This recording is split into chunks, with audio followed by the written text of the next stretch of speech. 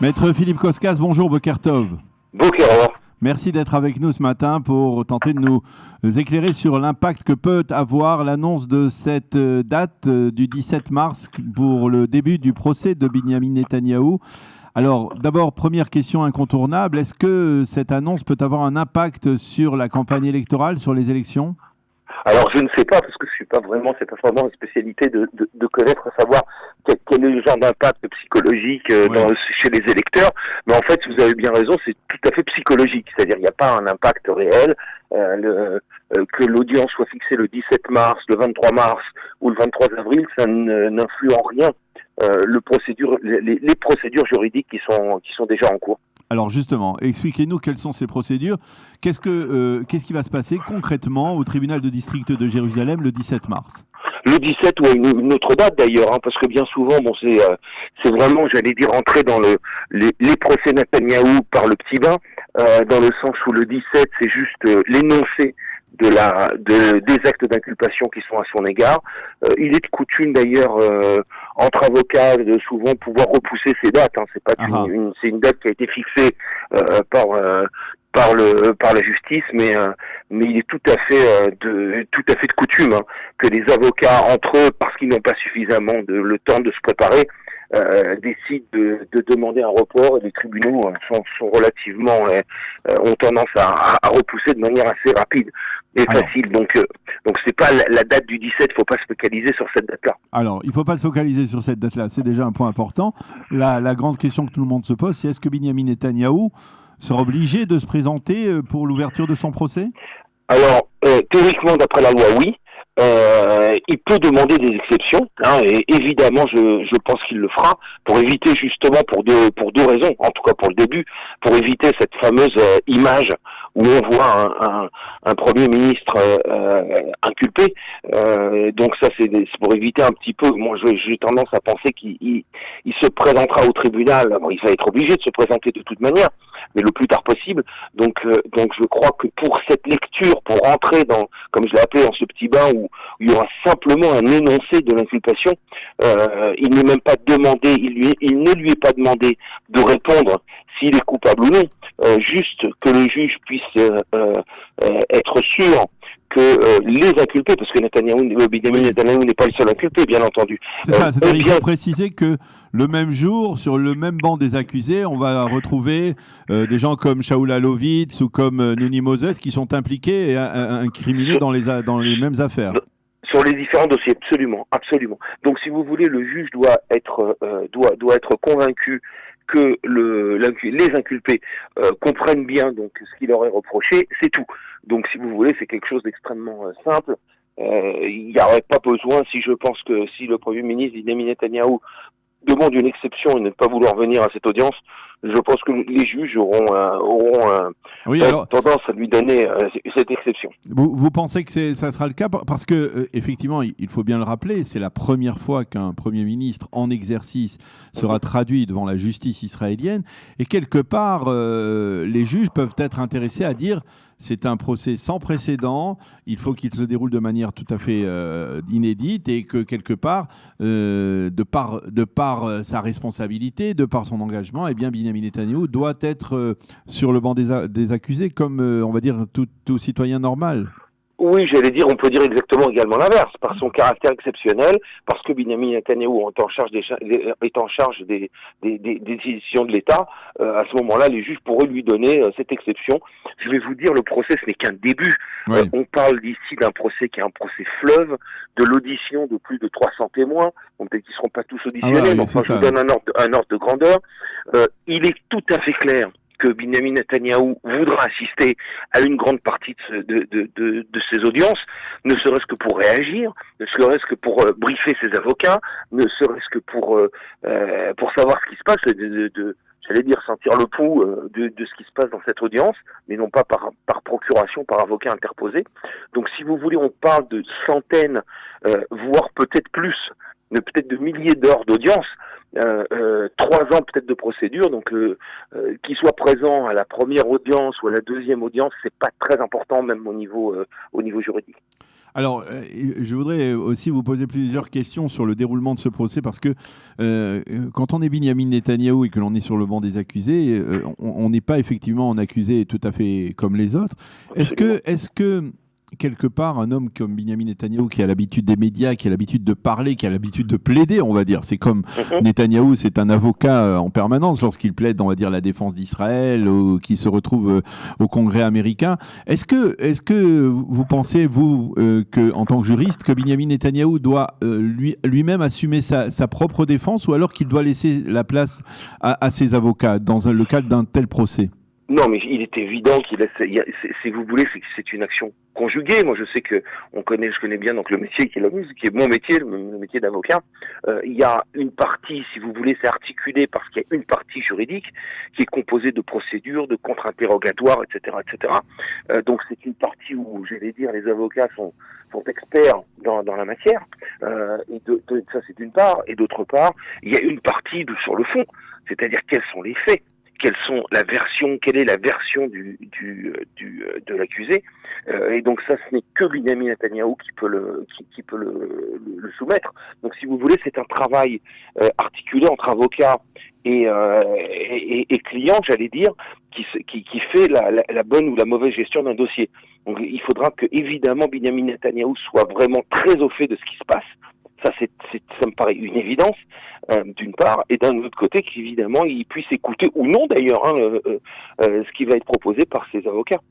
Alors, on parle, bien entendu, il y a quelques jours, on a annoncé le nom des 3 juges qui vont juger Binyamin Netanyahou. Le sentiment général, et en fait c'était celui des observateurs, mais je voulais avoir votre avis sur la question, c'était que Netanyahou risque de se retrouver devant un tribunal de 3 juges, dont 2 sont considérés comme extrêmement sévères dans les affaires de corruption. Est-ce que cela veut dire que d'emblée, on veut dire, son sort est scellé ? Ah non, absolument pas. Absolument pas. Je crois que le sort n'est pas scellé. Si on est sévère dans la corruption, on peut être sévère à 2 niveaux. 1, sur les critères de corruption. 2, sur les peines qui sont encourues si la corruption s'avère établie. Dans les 2 cas, les jeux ne sont pas joués, comme dans tous les procès d'ailleurs. Binyamin Netanyahou, comme tous les accusés, va avoir sa propre ligne de défense. Je pense qu'il y croit. Donc, on connaît pas évidemment nous-mêmes toutes les pièces qui sont au dossier. Donc, je crois que les choses ne sont pas jouées d'avant. Ça veut dire que chaque cas est un cas différent. Par exemple, lorsque la présidente de la cour du tribunal qui doit juger Netanyahou, qui s'appelle Rivka Feldman-Friedman, a été celle qui a jugé également Ehud Olmert, et même si effectivement c'est pas le même cas, bien entendu, au niveau même d'affaires des corruptions, il y avait dans son verdict des éléments qui permettaient de penser que le fait qu'un accusé soit un homme élu, une personnalité élue, eh bien lui octroyait, on va dire, non pas des privilèges, mais surtout des responsabilités plus spécifiques qu'à n'importe quel autre citoyen israélien. Est-ce que cela veut dire que finalement, dans ce même contexte, eh bien, Binyamin Netanyahou a une forme de responsabilité plus claire, même si les affaires de corruption sont différentes avec celles d'Ehud Olmert? Oui, mais le droit n'a pas attendu cette juge-là pour le dire. Si vous voulez, il est tout à fait clair que quelqu'un qui est en charge de choses publiques et qui gère des budgets publics, et je vous parle pas maintenant de tel ou tel Premier ministre ou tel, ça peut être le cas dans les maires par exemple, des gens qui sont en charge de budget public, leur responsabilité n'est qu'aggravée si la corruption s'est avérée. Ça, c'est tout à fait évident. De voler de la caisse publique, c'est différent que de voler, de chez son voisin. C'est parce que les personnes donnent, si vous voulez, confiance dans la personne publique, élisent la personne publique justement. Donc évidemment, il y a il y a une grande peine face à une grande responsabilité, je vais dire. Donc si vous voulez, c'est pas du tout cette juge qui l'a énoncé. C'est une jurisprudence déjà qui avait été énoncée par par les différentes cours, y compris la Cour suprême, depuis des dizaines d'années. Alors, puisque vous parlez de la Cour suprême, je voudrais vous relancer là-dessus. On sait qu'il y a les élections, que au lendemain du 2 mars, eh bien, le président Rivlin va devoir statuer, et qu'à ce moment-là, à ce moment précis, si Benyamin Netanyahou a une chance de former une coalition, eh bien, on va devoir savoir s'il en a la possibilité juridique, alors qu'il est donc inculpé et que son procès va débuter. Est-ce que vous pensez que la Cour suprême, au lendemain de ces élections, se prononcera à ce propos, ou alors évitera de tomber, on va dire, dans ce piège du fameux bras de fer entre le politique et le juridique? Alors, premièrement, la Cour suprême ne tranchera que si elle est demandée de trancher. Il est probable qu'il y ait un recours au lendemain des élections à ce sujet. Peut-être, mais enfin, disons que la Cour suprême en elle-même n'intervient pas directement dans la vie politique. Donc ça, c'est tout à fait clair. Maintenant, la question qui se pose est une question qui allait dire juridique. Moi, je ne crois pas à ces histoires de bras de fer juridico-politiques. Je n'y crois pas. Je crois que le système juridique fonctionne à peu près sur les mêmes lignes depuis 50 ans, c'est-à-dire les lignes où la Cour suprême s'est arrogé le droit d'annuler des lois. C'était dans le cas de l'affaire, c'était Rubinstein, l'ancien député, ça fait plus de presque 45 ans, donc où les députés entre eux avaient décidé, parce que chaque caisse de parti était en découvert, ils avaient décidé de mettre main basse justement sur l'argent public et de se le distribuer. La Cour suprême a dit non, c'est pas légal. Donc si vous voulez, ces interventions de la Cour suprême ont été répétées. Il y en a eu récemment encore. Oui, Philippe, il y a eu dans le cadre de la Commission électorale centrale, il y a cette tendance de la Cour suprême à valider les candidats à la Knesset qui ont été invalidés par la Commission électorale centrale et inversement. Donc il y a tout de même aussi un... Tout à fait. C'est-à-dire qu'il y a, si vous voulez, la Cour suprême, je vous dis, le rôle de la Cour suprême n'a pas été nouveau depuis ces 10 dernières années. C'est un rôle qui existe déjà depuis bien longtemps. Moi, je crois pas à ce bras de fer politico-juridique. Ce que je crois plus, c'est que bien souvent, malheureusement, et on l'a vu dans d'autres affaires, d'ailleurs comme Olmer, dont vous l'avez évoqué, mais également l'affaire Katsab, quand un homme public, si vous voulez, est accusé, alors à ce moment-là, il a un avantage sur le système judiciaire, il a le droit de parole et il a le droit d'une couverture médiatique. Donc en fait, ce qu'il fait, c'est qu'il attaque à gros boulet la justice, il attaque à gros boulet ses procureurs, il attaque à gros boulet la police, et malheureusement, c'est ce que fait dans sa défense Benyamin Netanyahou. Mais moi je ne crois pas cette intervention-là. Maintenant, ce que vous dites, pour revenir à votre question, qui est une vraie question, et parce que vous l'avez bien évoqué, c'est la première fois qu'un Premier ministre en exercice est accusé. Donc là-dessus, il y a un article de loi. Il faut voir que cet article de loi, donc la loi dit qu'un Premier ministre a le droit de continuer son exercice jusqu'à cette condamnation définitive. Donc si vous voulez la condamnation définitive de Netanyahou, il faudra peut-être attendre 4 ou 5 ans. Oui. C'est ce que le droit, la loi dit.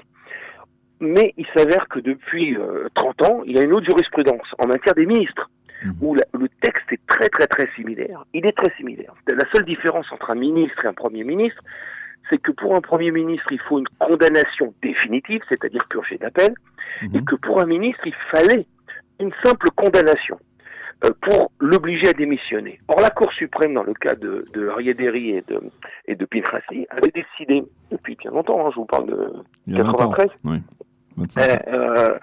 avait décidé qu'il fallait pas lire condamnation, il fallait dire inculpation.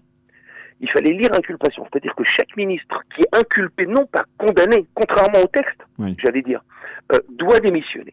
Alors, est-ce que la Cour suprême va suivre le même mode interprétatoire, j'allais dire, du texte des ministres et va l'adopter au Premier ministre?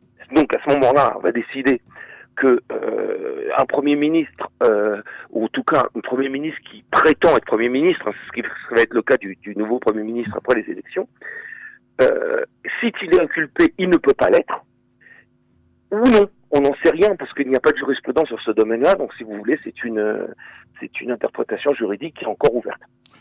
Eh bien, Maître Philippe Koskas, merci beaucoup de nous avoir éclairé donc sur tous ces sujets importants liés au procès de Binyamin Netanyahou, qui devrait donc débuter le 17 mars. Mais comme vous nous le disiez, ce n'est pas une date sacro-sainte. On peut envisager qu'il débute, qu'il commence même plus tard. Merci beaucoup, Maître Philippe Koskas, d'avoir été avec nous ce matin. Et bonne journée. Shalom.